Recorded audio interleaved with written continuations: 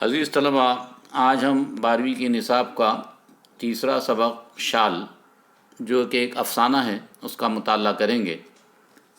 شال اس سبق کے مصنف علی عباس حسینی ہیں۔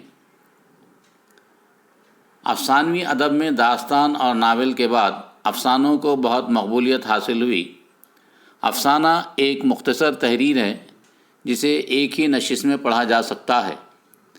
افسانہ زندگی کے کسی ایک پہلو کو اجاگر کرتا ہے یا کسی ایک واقعے کو ایجاز و اختصار کے ساتھ بیان کرتا ہے۔ فنی اعتبار سے افسانے میں ڈرامے کی طرح نقطہ عروج، انگریزی میں جسے ہم کلائمیکس، کی بڑی اہمیت ہے۔ ناول کے مقابلے میں افسانہ مختصر ہوتا ہے۔ پریم چند، سجاد حیدر یلدرم، سلطان حیدر جوش، نیاز فتح پوری اور علی عباس حسینی کو اردو کے اولین افسانہ نگاروں میں شمار کیا جاتا ہے۔ ترقی پسند تحریک اور جدیدیت کے زیر اثر کئی افسانہ نگار ابھرے جنہوں نے اردو افسانے کو نئے رجحانات، نئے اسالیب اور رنگ و روپ سے آشنا کیا۔ نئے افسانوں میں تکنیک کے تجربات سے افسانہ نگاری کو وسعت عطا کی۔ تجریدی اور علامتی افسانوں میں بدلتی ہوئی زندگی کے مسائل اور پیچیدگیوں کو نئے انداز میں پیش کیا۔ بعض افسانوں میں واقعہ بیان کرنے سے انحراف بھی کیا گیا ہے۔ پلاٹ، کردار، مکالمے، نقطۂ نظر، پس منظر اور زبان و بیان کی شستگی مختصر افسانے کے اجزاء ترکیبی ہیں۔ ان اجزاء کے توازن سے افسانے کی تشکیل ہوتی ہے، یعنی افسانے کے اندر جس سے افسانہ تیار ہوتا ہے، بنتا ہے، پلاٹ، کردار، مکالمے، نقطۂ نظر، پس منظر کا ہونا ضروری ہے۔ افسانے میں ہونے والی حیت اور تکنیک کی تبدیلیوں کے باوجود آج بھی افسانہ اسی بنیاد پر کھڑا نظر آتا ہے جس کی داغ بیل 100 برس پہلے پریم چند نے ڈالی تھی۔ انسان کے لیے لازم ہے کہ ہمیشہ سچ بولے۔ جھوٹ بولنے سے انسان اعتبار کھو دیتا ہے، لیکن سچ بولنے کے آداب میں یہ بات بھی ہمیں سمجھائی گئی ہے کہ سچی بات اس طرح کہی جائے کہ بات کڑوی بھی ہو تو سننے والا اسے قبول کر لے۔ جھوٹ بولنے کو کبھی اچھا نہیں سمجھا گیا ہے، لیکن کبھی کبھی یوں بھی ہوتا ہے کہ انسان کسی فتنے یا شر کو رفع کرنے کے لیے نقصان نہ پہنچانے والی حقیقت کے برعکس بات کا سہارا لے لیتا ہے۔ اس افسانے کے مرکزی کردار کو ایسی ہی ایک صورتحال میں پیش آتی ہے۔ افسانے کا انجام بھی نہایت چونکا دینے والا ہے۔ اس افسانے کے اس نصاب سبق کے مصنف علی عباس حسینی کا مختصر تعارف۔ علی عباس حسینی 3 فروری 1897 کو غازی پور کے قصبے پارا میں پیدا ہوئے۔ انہوں نے ابتدائی تعلیم پٹنہ میں پائی۔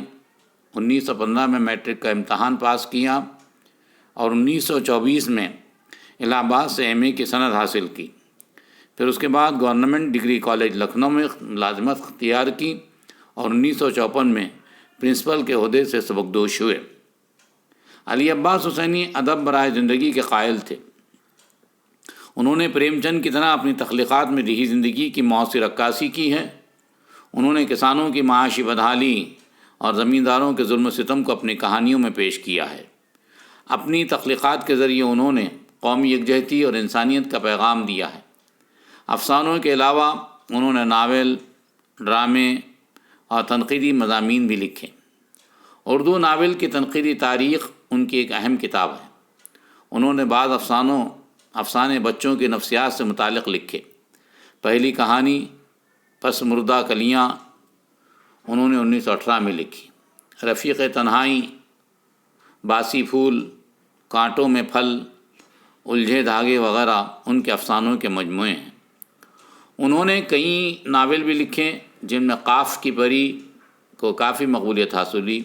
27 ستمبر 1969 کو علی عباس حسینی کا انتقال ہوا۔ عزیز طلبہ، یہ سبق شال اور مصنف کا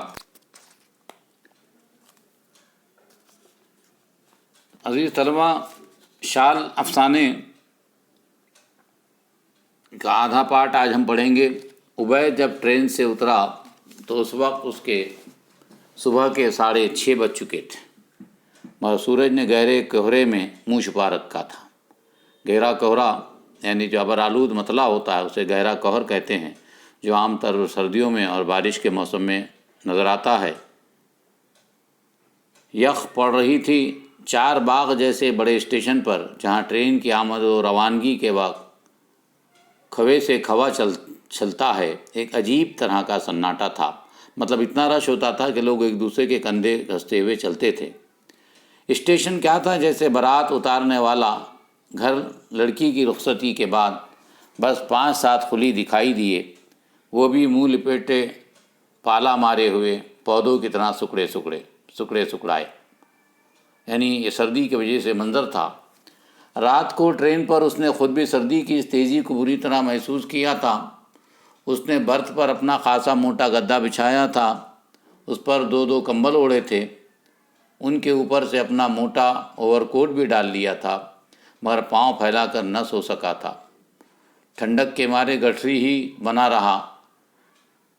اس کے بار بار جی چاہا کہ وہ حمیدہ کی چہیتی شال اٹیچی سے نکال کر جسم پر لپیٹ لے۔ یقیناً وہ اس طرح سے خود کو گرما سکتا تھا، لیکن اس نے سردی کھائی، تکلیف اٹھائی، مگر اپنی بیوی کی دی ہوئی شال نہ نکالی۔ ڈر تھا اوڑھنے لپیٹنے میں وہ ملول جائے گی۔ عبید یہ بات کس طرح پسند نہ کر سکتا تھا۔ بڑی عزیز تھی یہ شال حمیدہ کو۔ بہت دنوں سے اس کی خواہش تھی کہ اس کے پاس ایک شال ایسی خوبصورت اور اتنی اچھی ہو کہ کسی کے پاس نہ ہو۔ اب کہ اپریل میں عبید جشن بہار کے مشاعرے میں شریک ہونے سری نگر گیا تھا، وہیں سے یہ شال شہر کی ساری دکانیں چھان کر وہ حمیدہ کے لیے لایا تھا۔ اس کے چوڑے حاشیے پر بہت ہی عمدہ، نازک اور باریک کام بنایا تھا، اور بیچ والے حصے میں ہر طرح کے پھول کھلے تھے۔ گلاب و لالا، بنفشہ و نرگس، سیوتی اور سوسن، کنول اور کوزہ۔ کتنی خوشی ہوگی وہ ایسی شال پا کر۔ اس کے گالوں پر سرخی دوڑ جائے گی، اس کی آنکھوں میں ستارے چمکیں گے، وہ اسے اوڑھ کر اٹھلائے گی اور آپ ہی آپ شرمائے گی۔ اور جب وہ لکھنؤ پہنچا تھا اور گھر میں داخل ہوتے ہی اس نے یہ خوبصورت شال حمیدہ کے کندھوں پر ڈال دی تھی، تو اس کے سارے خواب سچ نکلے تھے۔ وہ بوکھلا بھی گئی تھی، وہ مسکرائی تھی، وہ کھلکھلائی تھی، اور وہ بلبل کی طرح چہک بھی اٹھی تھی۔ حمیدہ نے اسے شیشے کی الماری میں رکھا اور اس میں مضبوط قفل ڈال دیا، یعنی تالا ڈال دیا۔ یہ الماری کنجوس کے دل کی طرح ہمیشہ بند رہتی، بس اس کے شیشے دن میں 2 دفعہ باہر سے جھاڑ دیے جاتے تھے۔ عبید نے 1-2 بار ٹوکا بھی، شال اوڑھنے کی چیز ہے، پرستش کی نہیں۔ پرستش یعنی پوجا کرنا۔ ابھی گرمیاں ہیں، اس لیے اتنا ہی کرو کہ اسے الماری سے نکال کر 2-1 بار دھوپ دکھا دو، اونی ہے، کیڑا ویڑا نہ لگ جائے۔ وہ کہتی، برا نہیں لگتا تمہیں ایسی بدشگونی کی بات زبان سے نکالتے؟ ارے میں 2-3 بار تو اسے دن میں دیکھتی ہوں، مجھے کیڑوں کی کیا مجال کہ اس کے پاس پھٹک سکیں۔ لیکن اس کے تعجب کی انتہا نہ رہی۔ 2 دن پہلے، اس روز جب اس کڑاکے کی سردی میں وہ اپنے مختصر سفر پر روانہ ہونے لگا تھا اور ہولڈال میں بستر رکھا جانے لگا تھا، تو دونوں کو یاد آیا تھا کہ اس سفر کے لیے کوئی گرم چادر نہیں۔ عبید کا نیا لحاف تیار نہ ہو سکا تھا۔ حمیدہ تھوڑی دیر تو سوچتی رہی، پھر جھپٹ کر اپنی چہیتی شال نکال لائی۔ عبید نے روکا، میں تمہاری شال نہیں لے جاؤں گا، سفر میں میلی ہو جائے گی۔ مگر وہ کس طرح نہ مانی۔ اس نے شال اٹیچی کیس میں رکھی دی۔ عبید کو بیوی کی اس عطا محبت کا اندازہ تھا۔ اس نے اپنے طور پر طے کر لیا کہ چاہے وہ مجھ پر کیسی ہی گزر جائے، میں اس شال کو 1 منٹ کے لیے بھی اپنے استعمال میں نہ لاؤں گا، اور اسے حمیدہ کو ویسے ہی صاف ستھری بے شکن لا کر واپس کر دوں گا جیسے کہ حمیدہ کے ہاتھوں سے مجھے ملی ہے۔ عزیز طلبہ، شال افسانہ جس کے مصنف علی عباس حسینی ہیں، اس سبق کا آدھا مطالعہ آج ہم نے کیے، کل آدھا کریں گے۔ افسانے کی زبان سادہ سیدھی ہے، لیکن افسانے کی تحریر پیچیدہ ہوتی ہے، جو سادے نثری اسباق سے قدرے مختلف ہوتی ہے۔